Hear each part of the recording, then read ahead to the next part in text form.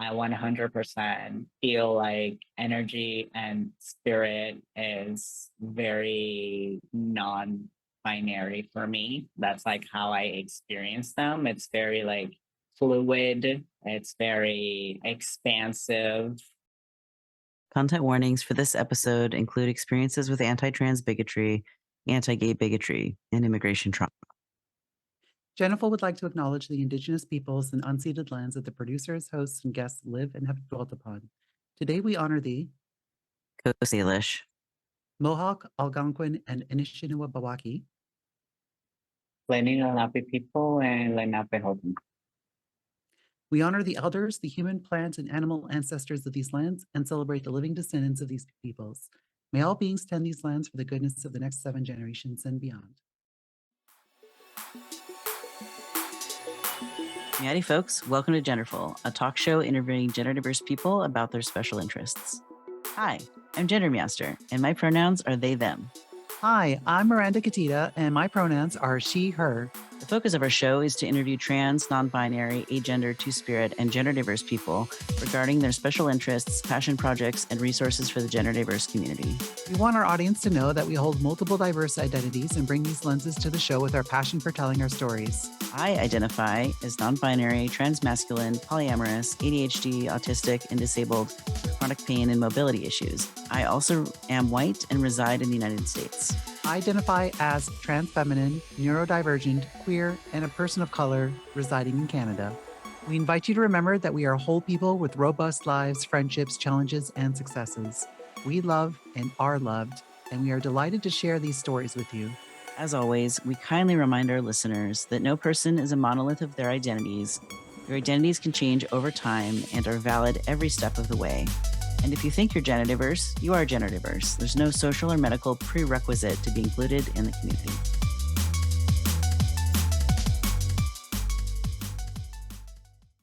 Welcome to GenderfulPodcast, a show interviewing gender diverse people about their special interests.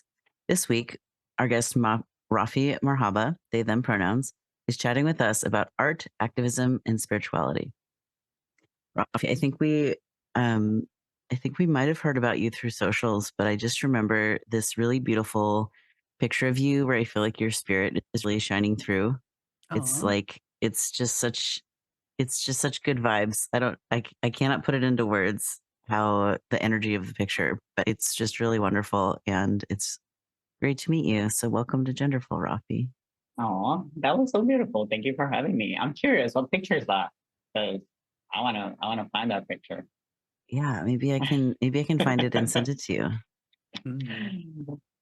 You might have some paint on your face, something, I think. Is there a picture of you with paint on your face? Or like eye makeup? Quite a few. Yeah. You know, it's the artistic side, it's the activist side. Yeah. All of that. The embodied get out there and stuff side. I was reading your article that you wrote about nonviolent activism and how it's that's the thing for the privileged. Oh yeah, so there's that, and there's also one that actually went pretty viral, and up until this day, I still got messages about it. It's called "Nonviolent Communication is for the Privileged." Yes, that's the one I was reading. Oh, is that the one you're talking about? Because I also wrote "Direct Action is for the Privileged." Okay. Which it's another one, but yeah, that one I didn't expect it to. It's a funny story how that article came about. So I used to live with some roommates that were very progressive and all that, but they wouldn't just they would not get issues of like anti-Arabness and things like that. You know, like progressives minus Arabs. Yeah, and there was like a lot of microaggression and aggression during that living situation. So I didn't know what to do with myself, and I was like, I should just write. And so I wrote that article, and I didn't know how tight the nonviolent communication community is, but they are a very, very tight community of people that like swear by nonviolent communication. And if you read my article, you'll see that I I'm a fan of it in a lot of ways. So it's not an article that's just like, this is awful, this is terrible, there's nothing to learn from it, right? It's a very nuanced article, but yeah, it just like emerged from not knowing what to do with myself in a situation of living with people that wouldn't just get it. And I was like, this is the best thing that came out of that living hell situation. And it just like, like it was pretty useful for a lot of people. So I'm glad that was the result of it. Yeah, well, I'm glad there was at least some good that came out of that situation because yeah, like those sorts of anti-Arab microaggressions. I mean, oh boy, I'm sure that's something you've had to live with your whole life. That's something I've had to live with my whole life. So it's yeah, this is actually, I mean, we're like Meowster and I were talking about this like before you showed up, but like I'm actually planning like a video about like how out of all the people, it's the most okay to be racist against Arabs. If that's the one that's the most accepted. 100%, especially in a country like the US, which is actually my college dissertation was on George W. Bush post 9/11 speech, analyzing anti-imperialism and anti-Arabness in that speech. So I actually have a bachelor's in like linguistics because I speak a whole bunch of language. I saw that in your bio. Yeah, like numbers, forget about it, y'all. Like I really don't like 2 + 2. I'm still like I need a calculator. That's what I'm at, But I'm like, doesn't matter. I know a lot of languages. No, I know art. So who needs numbers? I got a calculator for that. Yeah, and it's really fun to be talking to a fellow polyglot because like I think you speak 7 languages. Well, not all 5. Fluently.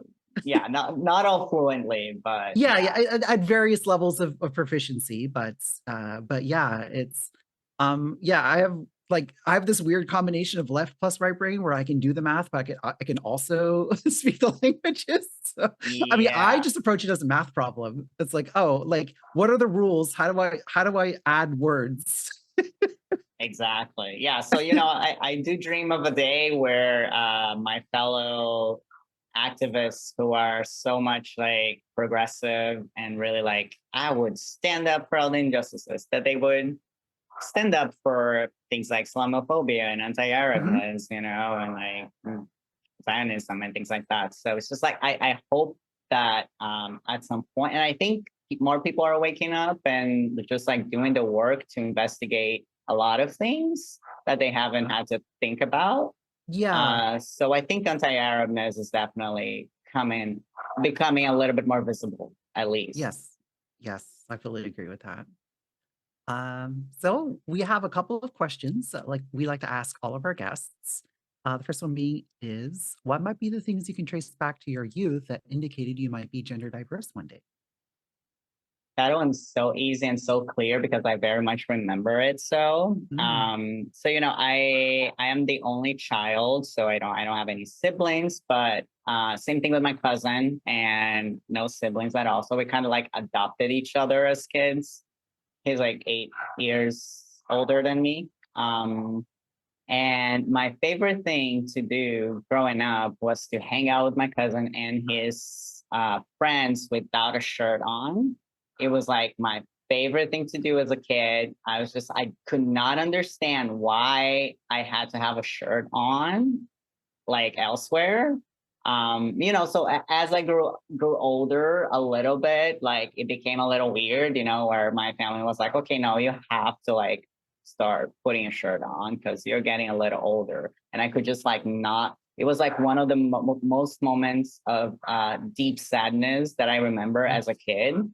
Just like that, societal and family pressure, and not just like take a moment to actually talk to me about it and investigate it a little further, because that would have opened so many doors for me. I would have started thinking like, oh, maybe I just don't fit in with this category of gender. And instead I was made feel like there was actually something just wrong with me, for wanting to do that or for enjoying that. So it's just like I look back and I was like, wow, if only I had just a little bit more of encouragement from family and friends, I would have been that my trans journey would have been so much different than what it was, because it did take take me a long time to then come to terms with my transness. Yeah, that's I relate to that so hard, like the shame component. Because like, I mean, I can trace back like wanting to be a girl to like being a little kid. And like just know, like especially with like within our culture, it's not something that's like openly accepted a lot of the time. So it's like I internalized that shame for a very long time. And it was something that was like I couldn't talk about it. That was like my biggest secret. I couldn't tell anyone. Yeah. But I think if that was, you know, more accepted, more um if that was something that was kind of less stigmatized where you could explore that, then, you know, I would have had a very different life. Right. And Yeah. just even a little like curiosity instead of complete shame and like you can't do this, you know, if even if it wasn't like a complete let's support you on this, maybe it was just like a curiosity situation, but instead it was just complete shame. Yeah. Now, how would you say your relationship to gender has evolved over time? Has evolved a lot. You know, before I came to terms that I was trans, well, you know, there was I'm an 80s kid. I know that I don't look like I'm 40, but I'm almost 40. And so I grew up in a time where, you know, the internet wasn't super readily available with every single piece of information. And I also grew up in Brazil. You know, and you know, I'm biracial and Arab and white. And so there are all these components that I think we need to like name just to contextualize things a little bit. But I came out when I was 13, like, so that means I was already sure of like my sexuality and, you know, not my gender, but my sexuality for a long time. So I had to come to terms with it. And I was like, you know what? I'm definitely a lesbian. Even though I was still attracted to guys, but I didn't know that I could choose because I thought I had to choose one or the other. Like I had never heard of bisexuality or any of those things. Like my, you know, form of representation that I had only seen was very much like either or. You're either like gay or you're straight. So I was like, well, then I'm definitely gay, you know, like if I have to choose, I'm definitely gay. So I was on that boat for a while, I think probably until like my early 20s. And then I was just like, you know what? I took my first not Molly, ecstasy trip with this guy, and I was just so into him, and I was like, oh my God, I don't know what's going on, but like I think I'm real into this guy.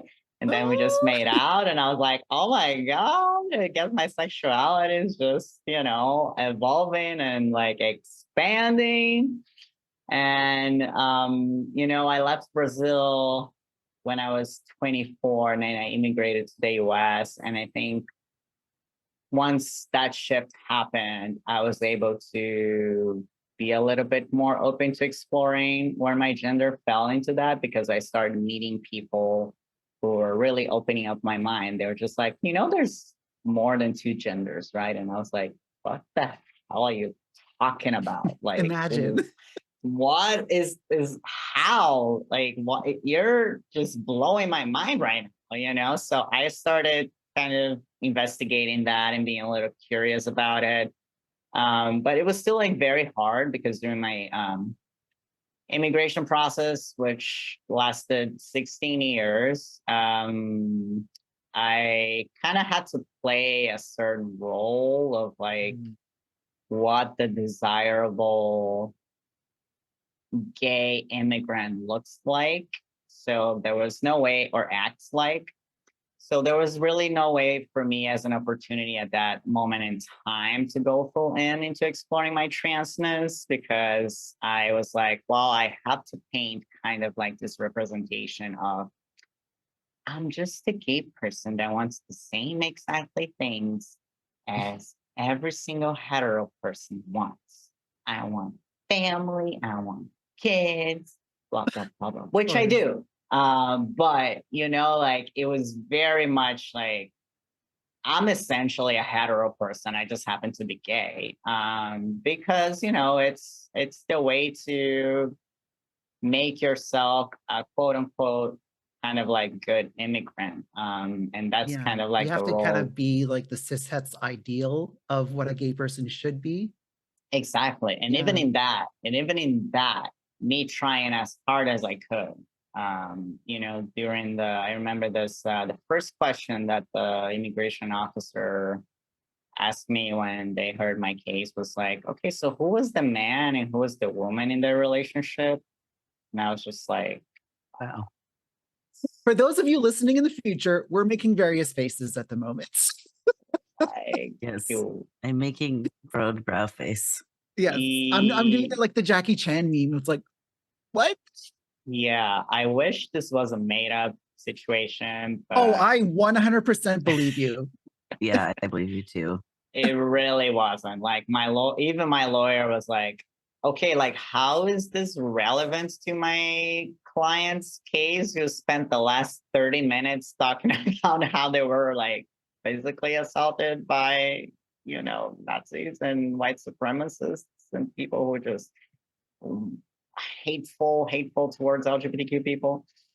You know, it wasn't. And what the hell hired this person? But they were all like that, you know. They have no training. And they could literally like, at least that person could literally care less. And I think it's just a systematic thing where honestly they just could care less. It's they had no education whatsoever, like wrong terms all the time. Like it was one of the most like dehumanizing interviews that I had to, you know, go through. And that the whole process, just like 16 years, is absurd for any human being to have to endure through that. Yeah, and it's the kind of thing that just kind of grinds you down over time. Oh yeah, absolutely. Yeah, when I got my citizenship, I was just like, oh, cool. I was like, people are not like, are you not gonna celebrate? Are you not gonna throw a party? And I'm like, no, it's been literally 16 years. Like, I would have been happy to celebrate this, like, I don't know, 10 years ago. Yeah. No, I feel that, you know, I mean, not that I've gone through that specific experience, but like just more generalized, like when you fight for something for so long that like the reward at the end almost doesn't seem worth it.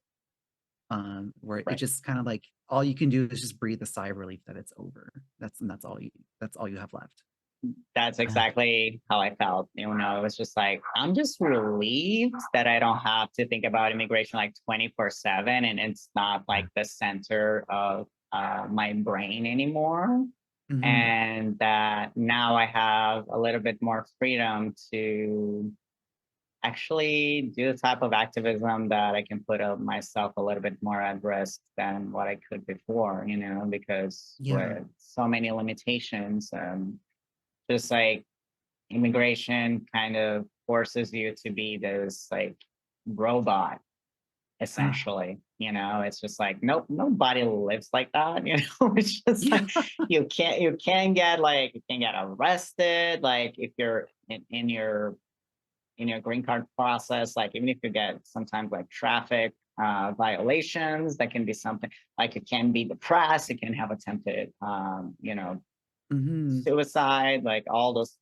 And you know, I had one of those in my record, so you know that really wasn't good for my case. I had to do appeals and all that kind of stuff, so it's just like you become this robot situation. Yeah, and it's something I really wish more people understood, like how difficult and time consuming this process is. Like whenever I hear like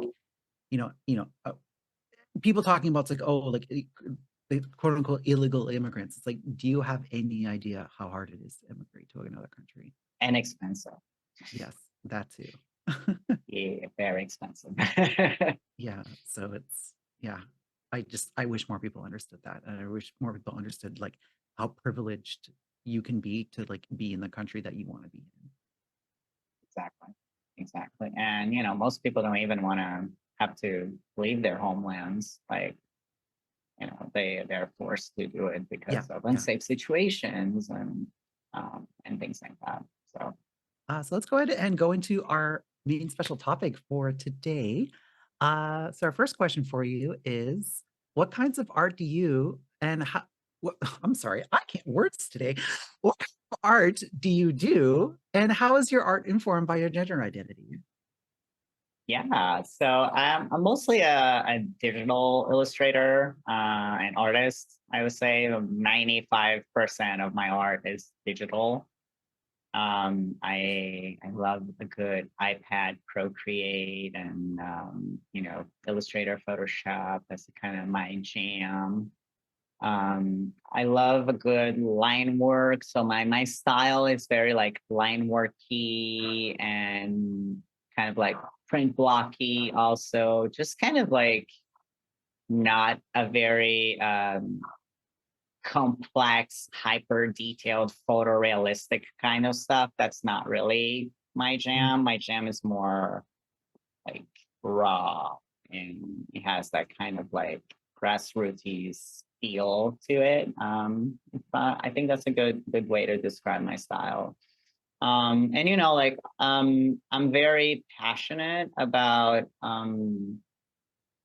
really translating my values and my view of the world into my art. And you know, it's an inevitable thing. I think artists who are like, oh, I'm so detached from my own experience. No, you're not. Like the art you do is directly informed by how you like see the world, whether you like it or not. It just is. I just make it hyper visible because I'm like, my art is political, period. I'm not even gonna fake it. It is what it is, and I love that. You know, I make art because I wanna change the world, and I wanna be able to reach people in ways that really touch their soul and their heart. And so, of course, gender is part of that exploration, you know. So when I'm drawing certain characters or like people, like they are very much queer and like trans and just like breaking boundaries and a representation of the world that I want to see, really, and the world that I see in my own little world of worlds. But most broadly, you know, the world that I want to see, where everybody's just gay. Everybody's just gay.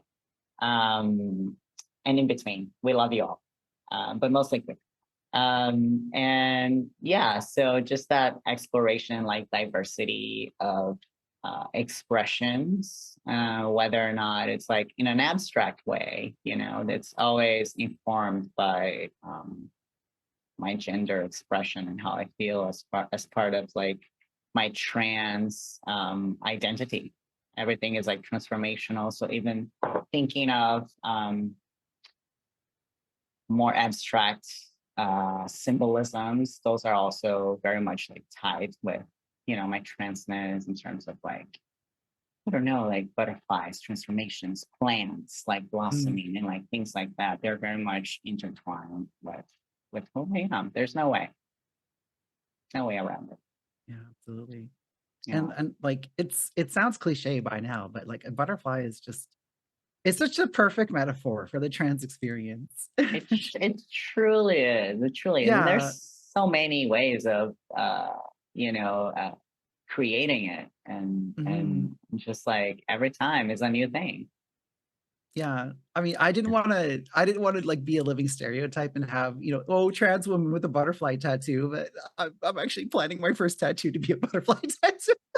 But That's it's not going to amazing. be in the place where most people would think it would go. So that's, in my defense, it's going to go in a less provocative place. That's I'll awesome. leave it at that. I think it's all about like how it's illustrated. You know, it's like it's for me, it's like less about the symbolism itself, and it's more about, okay, how is it placed? Where is it placed? Like color, you know, styles, and like all those things. That's why I'm always like, and honestly, we're not, as artists, as people of this world, we're really just like reinventing the wheel on so many things. You know, nothing is really original. We're just Of course, recreating beautiful, beautiful things through our eyes and hands and I mean, voice every great and all artist of it. steals. That's right. So Raffi, how do your artwork and activism intertwine? Great question. You know, like that overlap was something that I sought after for a long time, but in a capitalist world that we live in, it's oftentimes so hard to do what you're passionate about and then make money, you know, for survival. So, in like the beginning of my career as a graphic designer, so that's what I do. You know, professionally, I'm a graphic designer, like brand specialist, and illustrator. Um, I thought, well, you know, I don't know if this is gonna happen. I might as well try to go the way that is gonna make me the most money for now, at least, because I really need money. I was like, my immigration case costed thousands of dollars, 20,000 to be more specific. So, you know, that's the average cost of it. And I was like, well, maybe I should go try advertisement. Oh my God, I didn't last. I lasted what? I think like a couple months. It was such an awful environment to work in. I was just like, oh my God, it's just so bad. So I really just like started first donating my art to organizations that I was passionate about. Immigration rights was one of those. LGBTQ rights was one of those. So whenever people needed, hey, I need a poster, I'd be like, wow, I can make one. You know, I have the skills.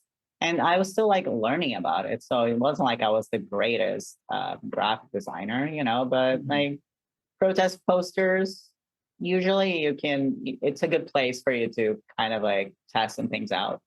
And that's also like, I think a good way for anyone, I think, who is interested in joining a social justice cause. I say offer skills that you have, because you will also be exposed to, you know, the way people organize, communicate with each other. And that's a great way to actually learn directly from those people who are mostly affected, instead of just kind of like reading it from a blog post or a book, which is something a little bit more abstract, right? Like, I think social justice really sinks in once you really have that experience rather than an abstract experience. That's why a lot of white people have a lot of trouble with a lot of understanding a lot of things social justice, because it's a very abstract thing for them, you know, and it's in fact it's not. It's a very real. It's unfortunate. That's human nature. You don't start caring about something until it affects you personally. Right. Exactly. You know, but just like being exposed through that environment and like seeing how people organize, how they talk to each other, what kind of messaging they were looking for, I learned a lot, so much about things that, you know, I didn't even know about. And that's very humbling for me. It was very humbling. So, you know, I kind of like kept those like parallel things. I was like, well, maybe I don't need to like necessarily do what I love, making money. I can do this on my free time, but you know, there's like capitalism. All my hours were being like used on this job, and I hated it. And then I started getting a little bit more of opportunities through freelance work. So, you know, through freelance work, I started connecting more with nonprofit organizations, started getting my name a little bit more out there, and I'll be like, hey, I did this poster thing. It was like, cool, oh my God, it was in the march, you know? So like a lot of people saw it. It was like, that's kind of how I got my foot onto the door, and started then being professionally hired and got like full-time jobs and got freelance work through by doing social justice and activism combined. And like I said, it is a very humbling experience, and you really have to, as a visual artist, there are visual artists or artists in general, but you know, I'm a visual artist primarily. There's so much you need to pay attention to and be aware of in order to do art that is overlapped with social justice. Every sort of like brushstroke that I choose can make a good image go wrong very quickly. I can accentuate something that I'm not supposed to. Like I can stereotype things if I don't have that cultural humility in place and that experience in place. Especially when you're dealing with sensitive topics and heavy topics. I did a lot of work with like racism work, immigration, LGBTQ rights, indigenous sovereignty. Like I've done a whole range of things. And in a lot of those topics, I'm not necessarily super specialized on every single thing, so you really have to like take your time to really learn things and deconstruct your own biases and take directions from other people who are, the experts in the field and learn from that. So, it is a work that I say it starts with from within first, and then it's translated into art. I have a two-pronged question here for you. In just the general abstract sense, why is it important to be an activist? And why is it important for you to be an activist? That's a great question. I'm a firm believer that, and this is something I want to teach, my kids one day, but I do think that it's my responsibility as a human being on this planet to leave it better than what I found it. So I do take upon myself as just, a true responsibility and kind of like an ethical thing to do for me is to be in community and to advocate for the things that I believe in and to use the power that I have, however that is, and I know sometimes it can feel a little bit like, who am I? I don't have any power, but like we truly do, especially in the numbers, if we all thought, oh, hey, wait a minute, actually, we all have the power. And the collective power is something just incredible to witness and to be proud of, proud of. And it's so powerful to be part of that. And we can truly create a lot of change with it. And I think art and activism are two forms in which we can cause cultural shifts.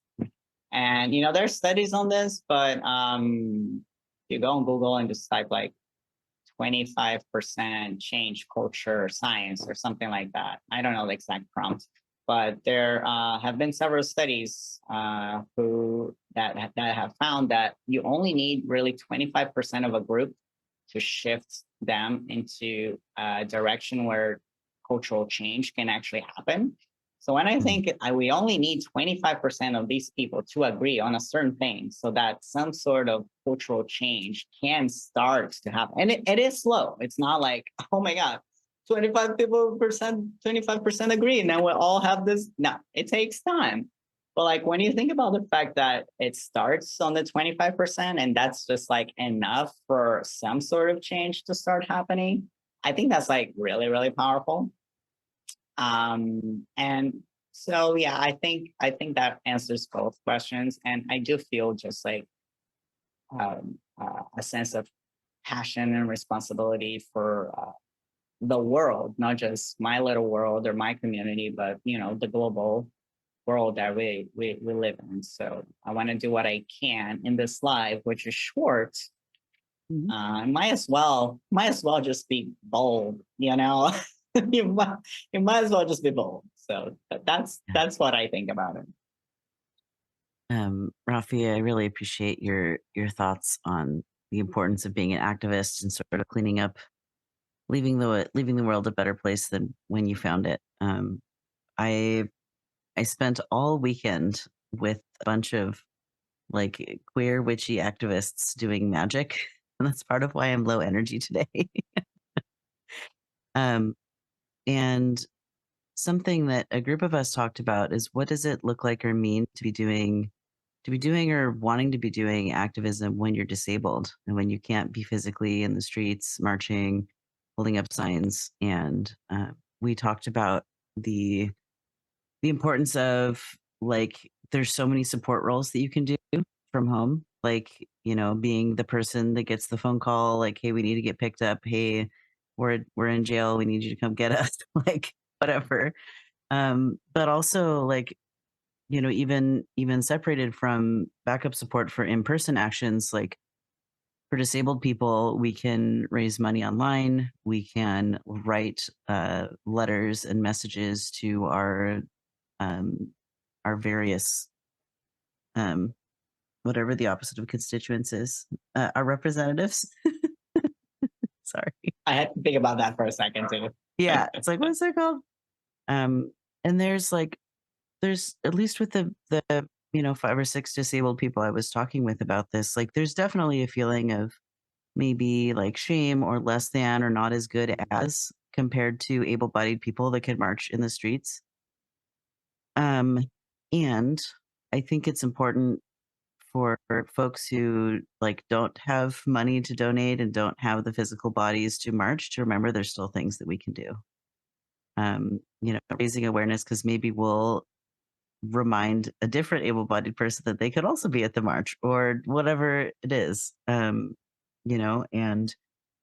at least in the United States today, we all have the power to vote. And so I do feel like voting is really important, and participating in not only who we're choosing to lead our various countries, but what laws are we passing?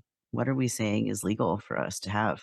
And being intentional about not voting in things that are really harmful for folks. So anyways, I don't know if you have more thoughts about that. I also could just ask the next question, but I've been thinking about activism I lately literally too. had this exact conversation with a disabled colleague of mine, and they were kind of feeling, they were feeling guilty that they couldn't be as active in as and they were feeling guilty that they couldn't be an activist in the way that they wanted because of their disability. And this is not directed at just at this person. This is kind of directed at everyone. But we all fight in our own ways, and we don't necessarily have to fight all in the same way. And you just do what you can. And sometimes the best way of fighting is just living your life and being happy. Yeah, I 100% agree with that. I think there's definitely this preconception that, or I don't know, like marches. I was just telling this my friend the other day. I was like, I've been to every single march that I could, in the past 30 something days, and I still feel like it doesn't accomplish anything. I'm like, I need to do something else, like it's great that I'm able to show up with the numbers, but I am really, really, really more interested in the other ways in which I do activism that I feel that actually get through people way more than marching on the streets do. And this is also like a new thing for me to be able to put myself out there at risk, which like I mentioned, I haven't been able to do for the past like 16 years. So just like being really cognizant of all of the different ways in which we can show up. I think it's so magical because we can. Like, rituals are so important.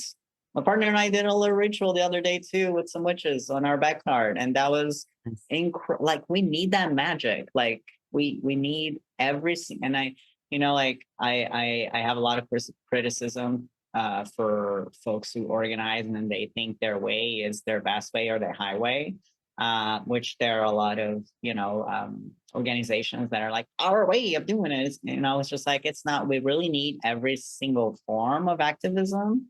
Like, even, I'm an abolitionist. I don't believe in reform, but I don't go around and say that people that do reform is a waste of time, because I think it's very important that we try to alleviate as much as possible situations of folks who are, for example, incarcerated. And even though I want to abolish prisons, that doesn't mean that we should stop caring for the people that are currently incarcerated, which means that people that do reform are doing excellent work. You know, so it's just like, just being able to recognize those things. I appreciate you bringing that up. Thank you for that. Yeah. I mean, it's this past summer I attended a trans march, and you know, I'm able-bodied, but I'm not able-bodied in the way that, you know, a 20-year-old is able-bodied. I'm able-bodied in the way that, you know, a trans woman who's overweight and has health problems and who's in her mid-40s is able-bodied. So I did that trans march, and I was done for the rest of the weekend. It's like, oh no, we have another march in 2 days. It's no, I'm like, nope, that's it. No more marching for me this weekend. So Absolutely. Yeah. It really wipes you out. It really wipes you out. And in the sense of guilt and like, I'm not doing enough, I 100% relate to all those things, because that's how I'm feeling right now. You know, it's just like, it's not enough. And then I have to kind of like pull back a little bit and be kind to myself and be compassionate with myself. Absolutely. And be like, I am doing literally everything I can on top of just like existing as, you know, a trans person and an Arab person in the US. It's hard. It's not easy. So. Oh yeah. I mean, you're preaching to the choir here. So I mean, it's, oh boy, being an Arab person in North America right now is oh boy, it's I have a lot of things I could possibly say about that, but it's not a great time for us right now. So it's not. I think we've had a lot of illusions that it might have been an okay time, but now it's just clear that it's never been an okay time, and it's not an okay time now. Yeah, 100%. So yeah. So Raffi, what does a world where everyone can be free look like? Oh my God, what a great question. You know, it's something that I try to convey on my art, I think, all the time, just like the world that I want to see. I think it is a world, I don't want to be too idealistic and say, you know, it's a world like completely full of hate, because I don't know if we ever as a species will get to that.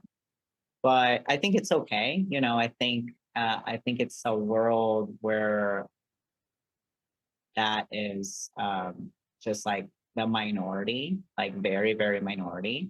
And that it's something that is so embedded in our culture that we just like, we talk about it, we know it's there, we deal with it. And, you know, it's just in a very transformative way. It's not in a punitive way.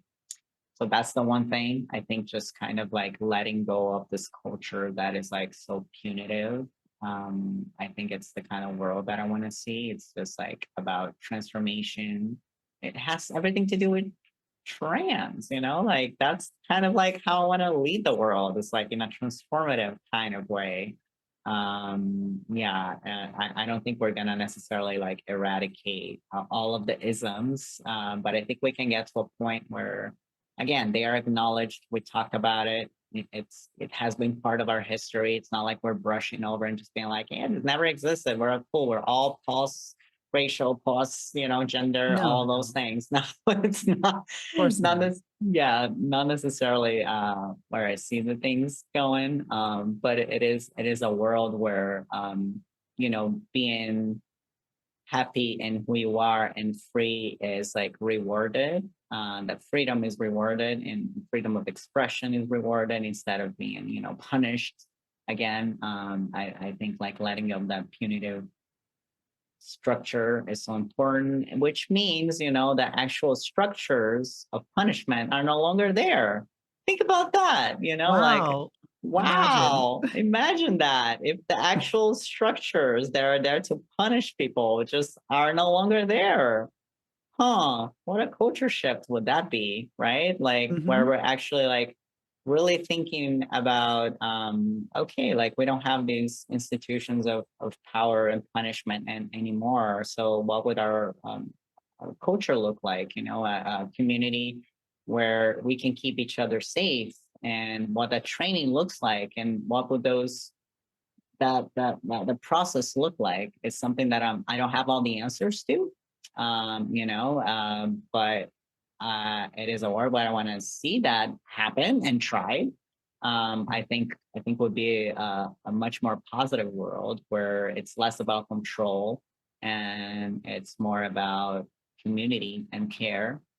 Where I want to see a world where wars are not a thing. Imagine that, not having to fund wars and instead using that money, those billions and trillions of dollars that are spent on, I don't know, mass destruction and weaponry. Like, oh my God, the ethics for me of, because as a designer, I get really mad at anybody that even like someone had to design weapons of mass destruction, right? Like those things had to be designed by. I remember also just seeing the team. I read about the team of designers who did that awful immigration floating device. I don't know if folks are familiar with it, but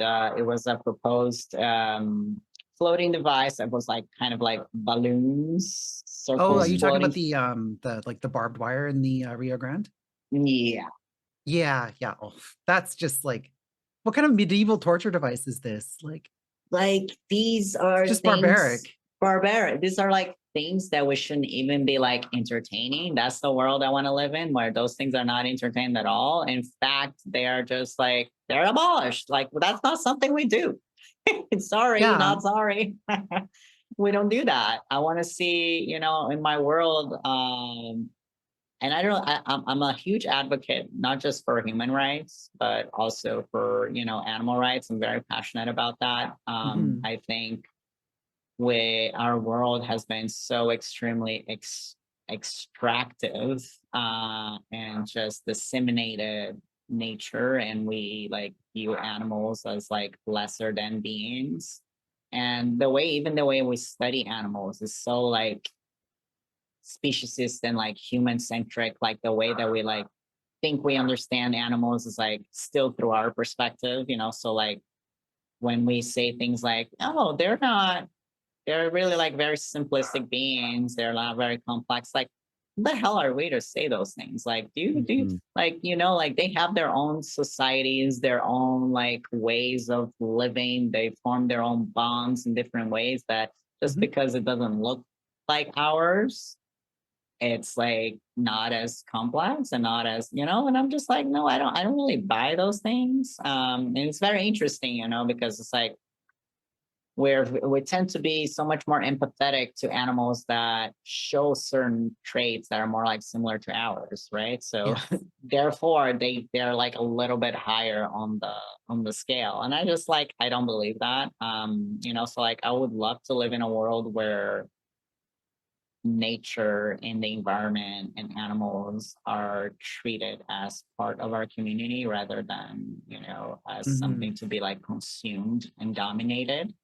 I'm not a fan of that. So that would also require us to like rethink our architecture, and like, because we just like build things and we just like, like, oh, sorry, that was your home. Not anymore. Now we have like 3 major highways. Like now we're just gonna have to cross it, and we might hit you with our car. That's just the way things are. So like, these are just like a lot of the things that I think about, as part of like my world. And just like let people be themselves, and we'll have transformative methods when things come up. I hope that answered it. Yeah, absolutely. And I'm definitely guilty of treating different animals differently, because like we all are, of course. But it's like, I will love to hug and kiss, dogs and cats and rabbits and otters. But you give me like a scorpion or like I'll be like, no, fam, no. I don't think we need to get to that point to be able to realize that, we should be more respectful towards animals. I think that's like a little bit of a misconception, it's Yeah. just like, I'm also like not a fan of all the animals, like, I'm a very loud, like vegan and have been for like, I don't know, 10 years now. But I'm not that vegan. I'm a very like human rights and animal rights together type of person, have always been this way. I just believe that we have to be more cognizant and careful about how we like treat animals, because the way that we treat animals then also impacts the way that we treat each other. I mean, we see this time and time again. I'll say this, how we justify violence towards certain groups of people by calling them animals. Like, that's not a coincidence. That's just not a coincidence. Those things are like very much like connected. Well, yeah, and that's basically how you can get people to enact violence against a certain group, is by dehumanizing them. Exactly. So we did have a question from the chat. So Mirami asks, I'm curious, have you noticed a difference in symbolism between the cultures you grew up with and where you live now? Does that work its way into your art somehow? Oh, that is a great question. Yeah, for sure. For sure. I definitely feel like, for example, and his is a very good example of it. Like, my mother tongue is Portuguese. But I really don't speak Portuguese like at all, really. Like, I'm not close to my biological family. We don't speak. We're not on like speaking terms. I don't really spend a lot of time in Portuguese-led spaces. One thing that I'm like bitter about it is because like all of my vocabulary with like social justice and activism is like in English, and I have a hard time, like when I want to speak Portuguese, I have such a hard time like expressing those things because I don't have the practice of like speaking in those terms in like Portuguese, right? So it's just like, and it is completely different, like how it like Portuguese, they're like, it's a certain way on how you speak, it's a certain way on how like I embody it, and like it is in English. So I think like there's a lot of like loss in that just by just like geography right now for me. So that's like something that that has been like lost, which is difficult for me. And so because of that fact, and because I'm not as entrenched into Latin America culture as I was before when I was growing up, when I was I grew up in Brazil most of my life. I feel because of that, that also definitely affects my kind of art. I don't see the same colors anymore. I don't see the same patterns anymore as I used to have, as I used to see on kind of like my everyday life by going on the street, by going to the markets. Like, those things are more kind of like in the memory rather than as an active. I completely understand where you're coming from. That's very relatable to me. So like my mother tongue is Arabic, and my Arabic these days is god awful. And I mean, I can understand it, but I can't read or write. And I also speak a very like hyper localized dialect of it. So like, I mean, I can understand someone from the Maghreb region, which is Morocco, Algeria, and Tunisia. But if I hear like a Lebanese person speak Arabic, or a Palestinian speak Arabic, I won't be able to understand. Yeah, so. And that infuriates me so much because it's just like, oh my God, it sucks to lose that type of like connection with the language, especially. So it's just like, I'm bitter about it, but it's just hard if you're not practicing it every day. You eventually, it's gonna wear out.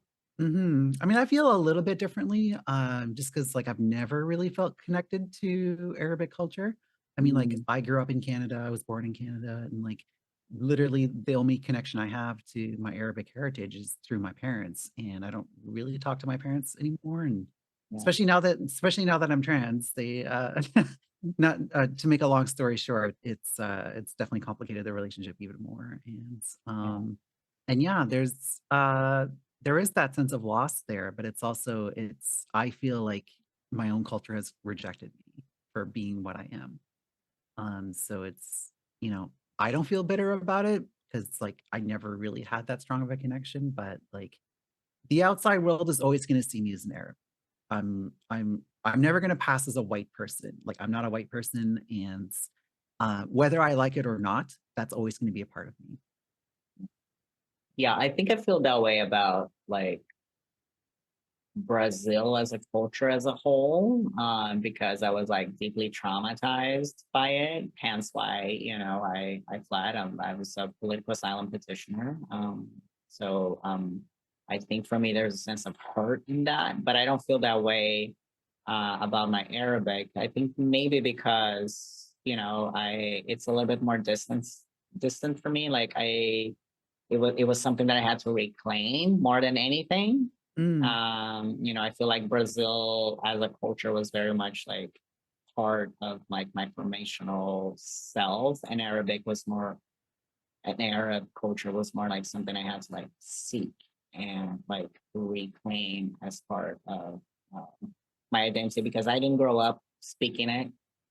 The kid, like I was always like, I had like a lot of like stereotypical, you know, racism towards me, but like I didn't know what that meant.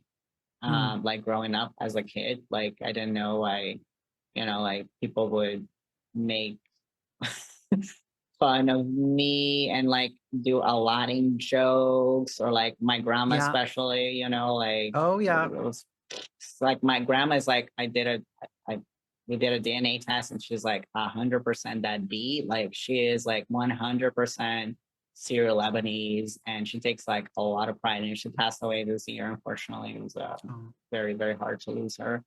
But yeah, I think because I didn't grow up with just like having that Arabness super visible in my own family in terms of like, this is how we speak, or like, you know, like food was a big one. So that was very nice. Like I feel like I got to grow up a lot with the food culture, like when my grandma never really wanted to talk about those things. I think she was also traumatized. Yeah. You know, so like I really had to like really hammer her to like hear about my Arab side of the family. So I think maybe that's why it was more of like a reclaiming situation. Yeah, no, that absolutely makes sense. And it's just there's so many different stories among those of us who are immigrants or first generation immigrants, or those of us who are of mixed heritage. We all kind of approach it in different ways, and we all kind of have different ways of relating to it. So, Meowster, I think you had to drop off. Is that right? Yes. Thanks. I'm going to let you all finish without me today. Yes. I'm gonna go be disabled and crawl in bed and rest now. Yes. So apropos Everyone's to our doing previous a great job. Yes, please go take care of yourself. Yes, please do. I'll man the store while you're gone. So. You also can woman the store while I'm gone if you would like to. I will person the store. No manning required if you don't want to. Trans jokes. Okay, bye. Okay, bye. Have a good rest. All right, so back to the interview. Have you found that your sexuality has shifted or changed during your gender transition? Yes, for sure. For sure. When I finally came to terms that I was trans, I really just started feeling attraction to every single form of like human gender that there is out there. And before I wasn't, but something just like opened up. And I remember talking about this in therapy. I was like, I actually think I'm pansexual. Like, I don't know what is going on, but like, I'm just so attracted to like anybody these days. Like, I don't know what is happening. Like, That's incredible. And at the time I was like, I was like married to a partner, and I was like, how the hell am I gonna do this? Because now I'm just like, I want to experience, it's just like I wanted to experience so much in my own new like body and my own like sexuality. So, short story, it wasn't that great. We got divorced. As it happens in a lot of like relationships, unfortunately, when you're like transitioning, like a lot of partners are just like not up for it. It's an unfortunate reality that not every relationship survives the transition. Very, very true. Like sadly, both romantic relationships and non-romantic relationships. 100, relationships, 100%. Just relationships in general. Yeah, like I definitely went through that loss on all fronts. But wouldn't change a thing. Wouldn't change a thing. Like the fact that I'm here now and like happy and have the most amazing partner and like have the most amazing work that I love doing and my little family and my community. It's just like, I own a house, like something I never thought. Wow, the millennial dream. But it is for me like such a, because I grew up with like domestic violence. It was like 8 years of like pure hell. So I think like I have a very specific relationship with the concept of like home. It's not like you should buy a house and like a picket fence, and it's just like no, it's like it's always been like I think very much like a healing spot for me. The fact of like having that security and just like being able to turn that home into like the sanctuary that I've never really like had. And like the stability that comes with that and just like the joy that comes with that. It's something I never thought I would like experience in my life, and like here I am. So it's really like incredible to be able to have that. Yeah, that's another thing I relate to a lot. Because like I mean I also grew up in a domestic violence situation, and it wasn't until much later in life where I found myself in a safe space where I could finally start unpacking things, where I wasn't in survival mode anymore. And that's how I figured out I was trans, because I just didn't have the mental capacity to do it before then, because I wasn't in a safe space. Exactly. So I really wish Meowster was still here for this question, because they have a very similar experience with their sexuality after being on testosterone. So I mean, as someone who's had testosterone in the system for decades, I can attest to the fact that testosterone is a hell of a drug. Oh my God. So they kind of had a similar experience where they went on testosterone and realized that they were pansexual. It's just, I remember like telling I was like, I don't know, like my therapist was just like, it's really out, it's really there. Like I really need to experience this. Yeah, and it's like, as someone who no longer has testosterone in their system, it's I would say like my sexuality hasn't changed, but the intensity of it has changed. Where it's like something that like I explain to people who've never had testosterone in the system. It's like when you have testosterone in your system, it's like your brain is constantly thinking about sex. You're just like, it's sex, sex, sex, sex, sex all the time. And to have that, just the volume turned down on that is just, it's been so liberating for me. I love that. Yeah, I definitely had that phase. Thank God. I'm really not like that. And, I mean, I've been on T for like a while now. I think I don't know, like since 2017, I think. Okay, yeah. So, wow. So it's been a while, like long enough for me to and also like my sexual, my drive really like ebbs and flows, and I'm like totally okay with that. You know, I'm just like, I'm not like, oh my God, what's wrong with me? I'm not, you know, masturbating 5 days of five times a day. No, it's like, it's cool. It's fine, you know? Yeah. It's so nice when it's like, you can be horny when you want to be, not like it's like you can control it Yeah. when it doesn't Yes. control you. Blessing. Yes, it is a blessing. Oh boy. But yeah, Now to no change. regrets. Sorry, what was that? I said no regrets for me. Oh yes.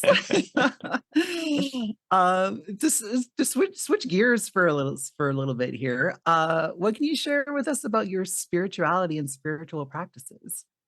Oh yeah.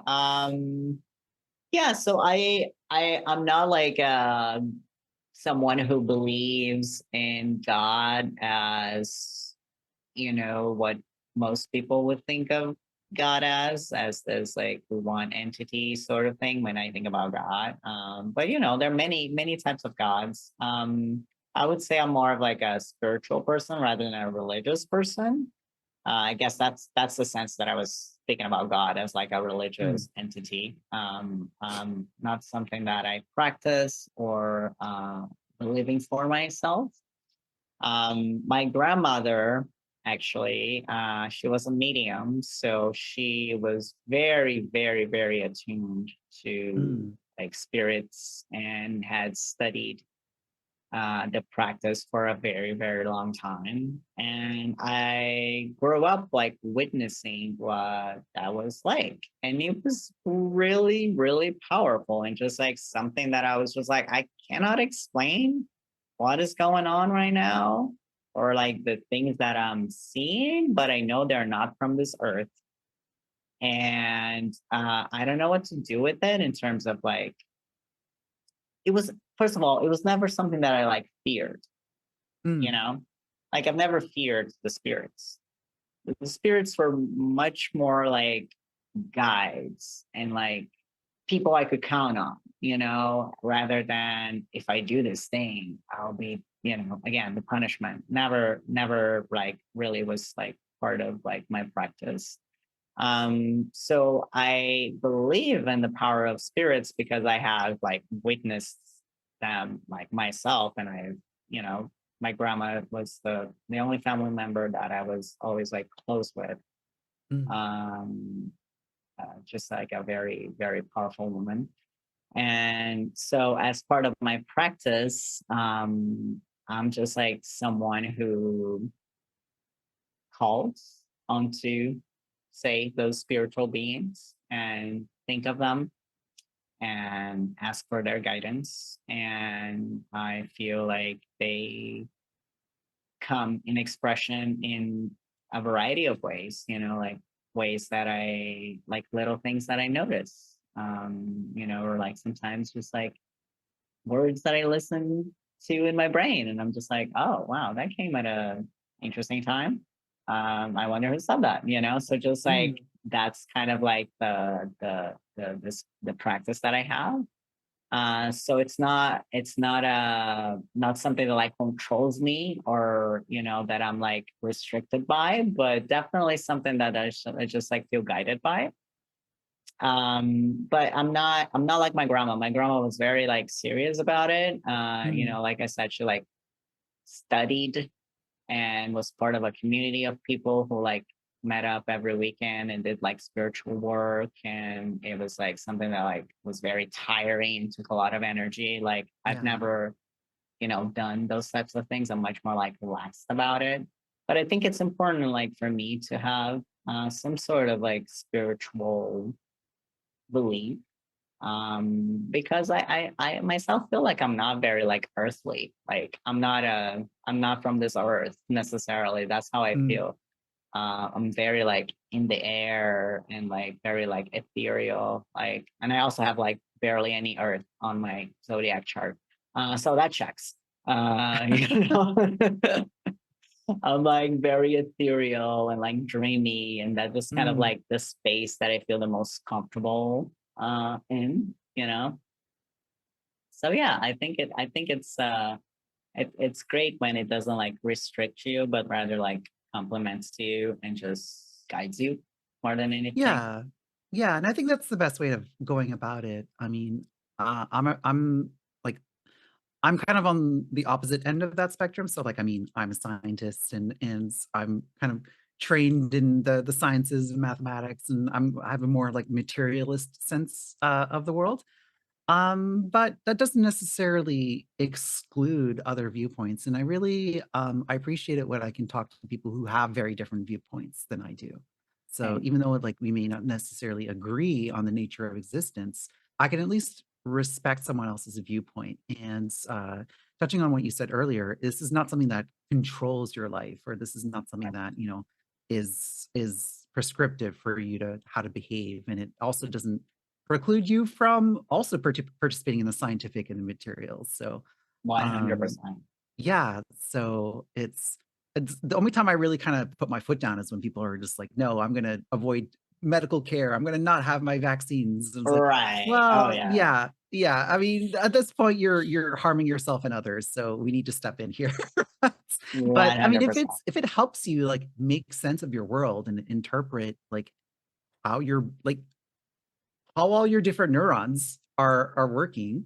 I mean, there's so much about the brain that we don't understand. And Right. if your way of looking at it makes sense to you and gives you value in your life, then who am I to say anything about that?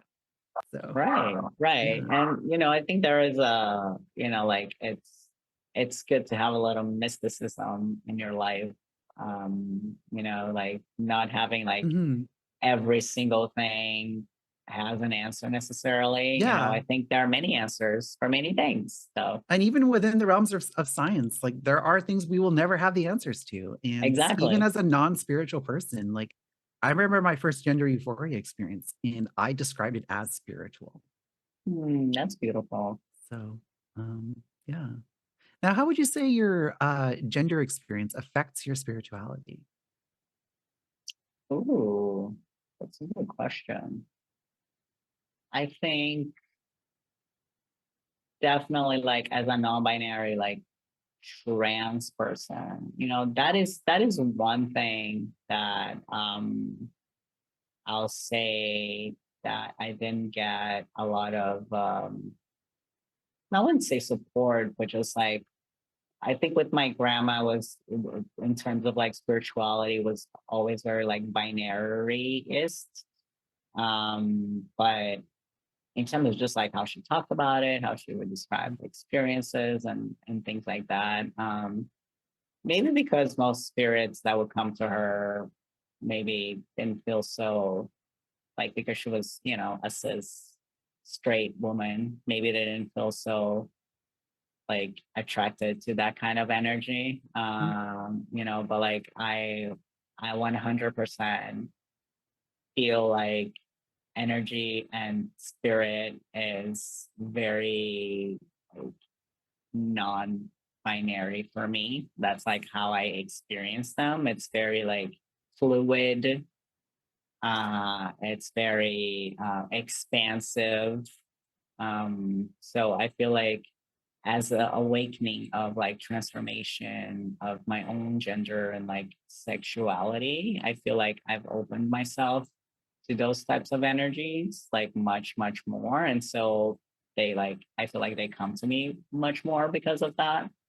And it's just a different energy. I mean, you know how different that energy is, like when you walk into a room Absolutely. and you're like, oh my God, that male cis energy is just like, no, I'm not having that. It's Oh just yeah. like Sometimes you just walk into a room and it's like, no, there is too much dude bro energy in here. I'm like, close the door, goodbye. Mm-mm. So like to be able to experience that is very, very, very like incredible, and it's just like, wow, it makes me think, was it always there? And I just like didn't experience it, or it's like you Mhm. start thinking about kind of like all of those things. But I'm just glad that I do now, and kind of that's what matters. Awesome. Yeah. So, what's coming up in the future of Raffi Marhaba? Tell us about your upcoming projects. Upcoming projects. Well, I'm definitely currently I'm doing a lot of art and just like a lot of activism and organizing. Current situations. I don't need to see much about it, but folks know. So that's kind of like at the forefront of my life right now. I'm just been doing just like arts shares and art community, and just like being in community with a lot of artists, drawing things together, making posters, making flyers, like really just trying to hone my arts for my values and the liberation of people and throughout the world, honestly. Like there's just so much happening and multiple times that I think require our attention and care and love and voices. So I'm kind of like focused on those pressing issues right now the most, and it's been a little bit consuming in a good way in a lot of ways. And I step out when I have to. But I want to continue to utilize my arts and my voice. Oh, I also just finished recently ish. It's been a couple of months, but I did this social justice design, like comprehensive curriculum course that was like really just like all of my ears doing like social justice design packed into, kind of like a course situation. So like teaching is one thing that I really love doing. And, I think I get a lot of like joy and just I get a lot of back from it. And I think it's important for us to like be able to share our skills and share our experiences with others and like teach and learn at the same time.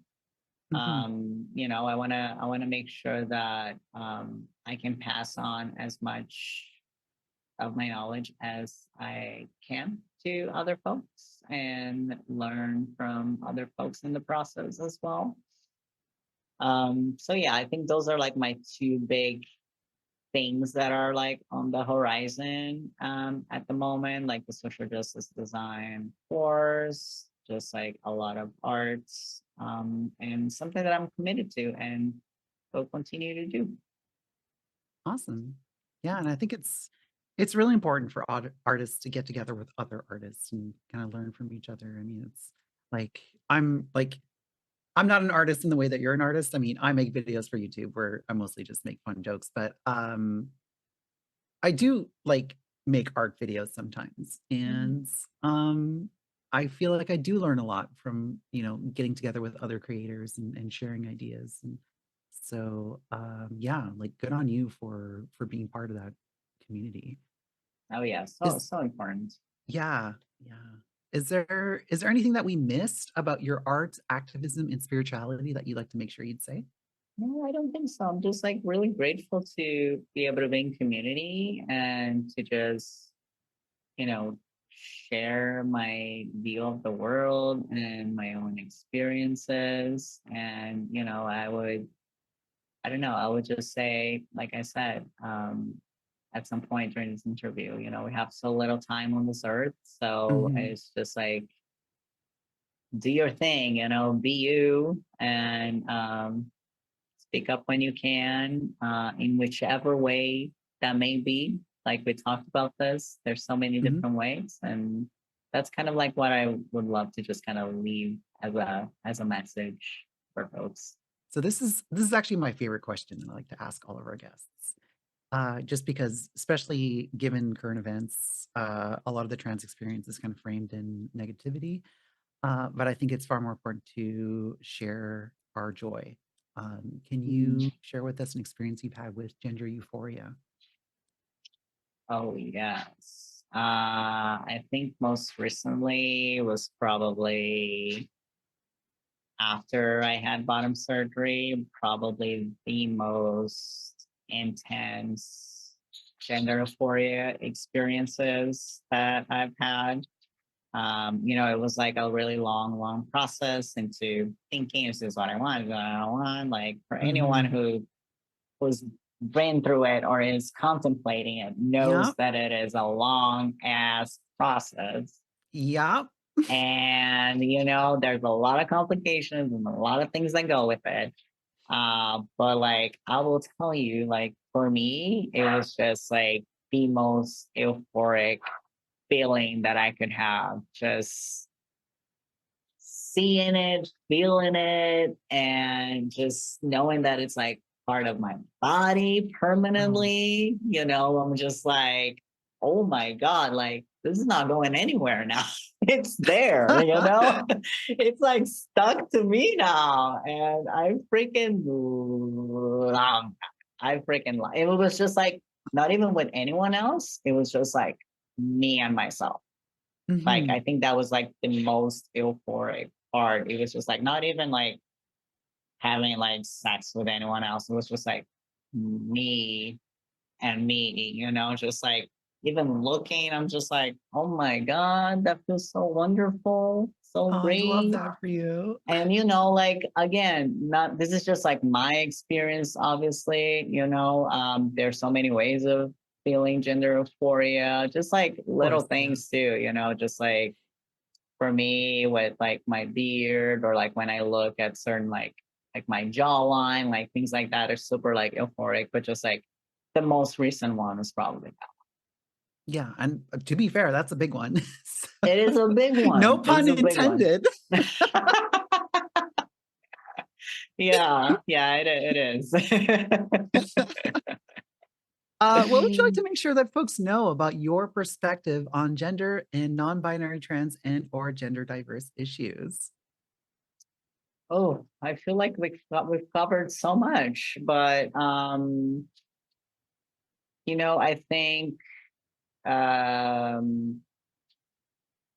for me, like non-binary and like trans experience has really rippled outside of the realm of just gender and sexuality. I feel like the way that I approach life in general has really been radicalized by like my gender and like the expansiveness of like my sexuality. Like whenever I think about like things in general, like some like social justice issues, for example, I'm always like, oh, it's like it's both and it's not just like either or, and I'm like, where did I learn that? And I'm like, oh yeah, because I'm non-binary, so that makes total sense, so just like those kinds of like things that I don't even like recognize because they're so like automatic at this point. And I'm like, no, this kind of thinking became ingrained in my head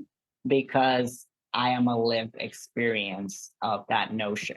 It's like it's a very like embodied experience rather than kind of like more cerebral experience. Like for me, it's very much like in my body to have that, and to just like really look at like transformational aspects of things and how I can like transform relationships and how I can transform systems of like oppression and systems of like punishment and things like that. I think those things have become very much like ingrained and part of who I am, again, because of that lived experience that I have as a trans person. So yeah, awesome. I gotta say, it's been a pleasure to have you on the show. Really enjoyed our chat. Raffi Marhaba, aka The Beat in Between, is a queer, trans, non-binary artist and creative director making all things queer and radical. As an artisan, they strive to work with sustainable products, all plant-based and from small businesses. As a creative director, they hope to spark conversations with their creations and ultimately bring awareness and action to so many of the systemic issues polluting our world. You can find their link tree at The Beat in Between. So you can find the link in the show notes, and you can find the link in the Twitch chat as well. So here is this week's Collider query that you, our audience, can answer in our social media platforms. Thank you so much for having me. I will put that in the chat for you. There you go. Oh, yeah, those are some good ones. What is the moment of gender euphoria for you? Yes, if you can read that out for our audience. So yes, the first one would be, what is a moment of gender euphoria for you? Should we wait for No, one at a these are time? going to go out on social media. So just Oh, go ahead and okay. fire them off. Yeah. Okay, do it again. What is a moment of gender euphoria for you? And how are you making the world a more equitable place? Awesome. So I've been your guest, Miranda Katita. GenderMeowster had to go lie down. So we wish them well in their rest and recovery from a very long weekend. So yeah, thanks for listening. And trans rights are human rights. That's right. Genderful would like to thank our guest for being on this podcast. If you'd like to catch us live, join us on Mondays on twitch.tv/GenderMeowster. Show notes will appear in the edited versions of the show on Fridays on both YouTube and podcasting platforms. If you have a question you'd like the host to answer or are gender diverse and would like to request an interview, please send an email to genderfulpodcast@gmail.com or sign up via the website at genderfulpodcast.com. As a gender diverse community, the Clouder wants to assure our listeners that we're prepared to moderate our spaces. We will get positive and negative feedback on these shows and topics, and we have a moderation team on our channels, socials, and Discord server ready to deal with this. Please join our Discord server at discord.gg/meowster to meet the community and get a regular digest of solidarity resources. You can also support us with subscriptions on Patreon, following and reviewing us on your favorite podcasting platform, or engaging with our posts and content on social media at GenderfulPod and at GenderMeowster. You can take a few minutes to rate the show. We will post any 5-star reviews on our socials, so get creative. Mention a special interest of your own, a project you're working on, or even say hi to your comfort person in your review. What power! This show is made possible by volunteers, tips, and subscriptions. Shout out to the folks helping us coordinate guests, edit the podcast, moderate the live chat, and post on our socials. Here's our artist credit. Genderful is hosted by Miranda Katita and GenderMeowster. Genderful's pre-show is wrangled by JuiceTex. Genderful's live stream is produced by Mirami. Genderful is edited and mixed by Transgriffin and FreeRangeMegs. Genderful's promos and thumbnail graphic are designed by Transgriffin. Genderful's social media is managed by Kamesy. Genderful's theme song is called Hope by FreeRangeMegs, also known as Soma. The current GenderMeowster logo was designed by Siptopia. Genderful is the intellectual property of GenderMeowster. All rights reserved. Trans rights are human rights. That's right.